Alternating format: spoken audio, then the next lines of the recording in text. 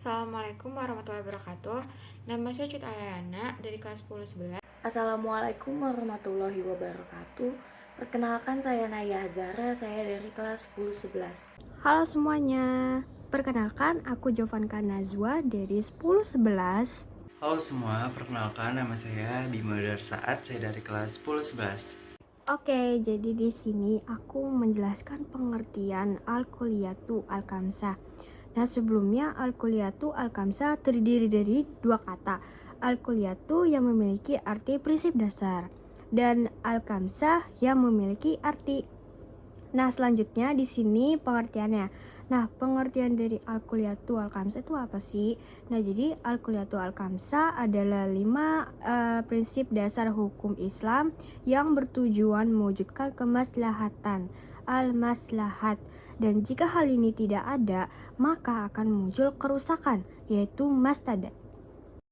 Di sini saya akan menjelaskan macam-macam Al-Kulliyatu Al-Khamsah, yaitu ada menjaga akal yang dimana ia mampu berpikir, berimajinasi, dan mengendalikan hawa nafsunya untuk tidak melakukan hal-hal yang tercela, sehingga tercapai derajat yang tinggi dan mulia.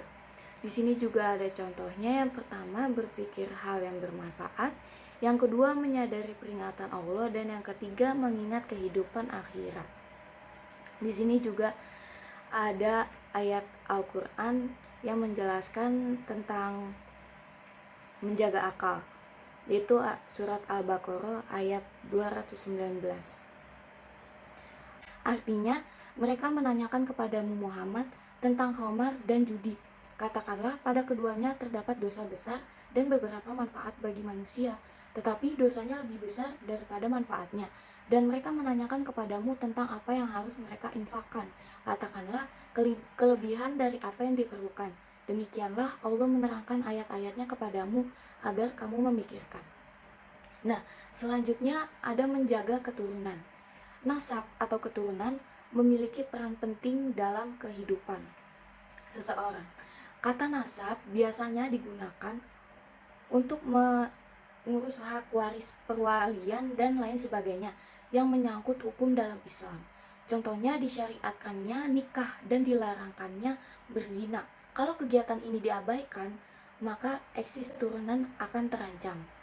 Berikut juga ada ayat yang menjelaskan tentang menjaga keturunan, yaitu ayat surat Al-Hujurat ayat 13.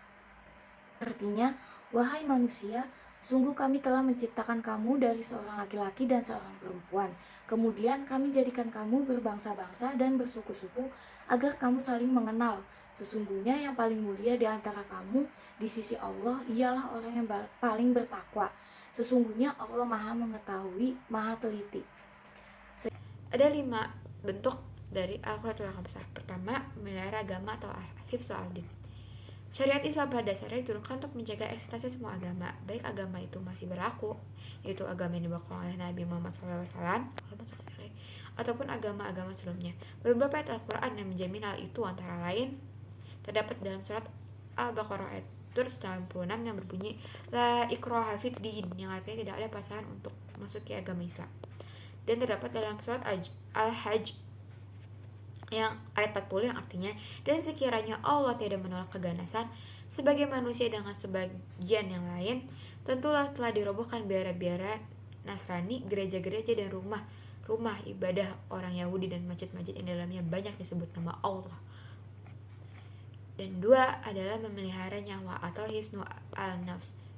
Syariat Islam sangat menghargai nyawanya seorang, bukan hanya nyawa Islam, bahkan meski nyawa orang kafir atau orang jahat sekalipun.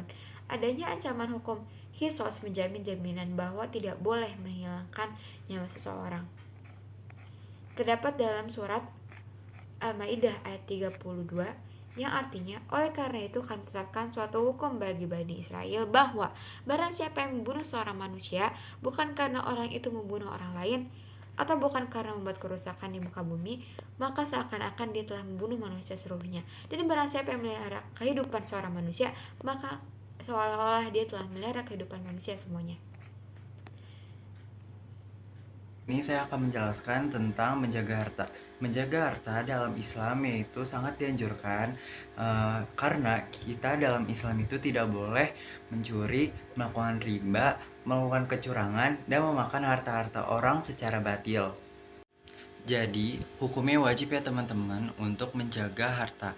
Nah, bagaimana sih cara menjaga harta yang benar? Yang pertama, kita menggunakan harta kita dengan secukupnya. Lalu, kita selalu menggunakan atau mencari uang dengan cara yang halal. Lalu kita sering bersedekah atau mengasihi orang-orang fakir miskin ataupun yang kurang mampu. Dan kita rajin-rajinlah mengeluarkan uang untuk hal-hal yang baik seperti untuk kehidupan makan, minum, dan sebagainya. Tidak diperbolehkan untuk mengeluarkan uang untuk melakukan hal-hal negatif.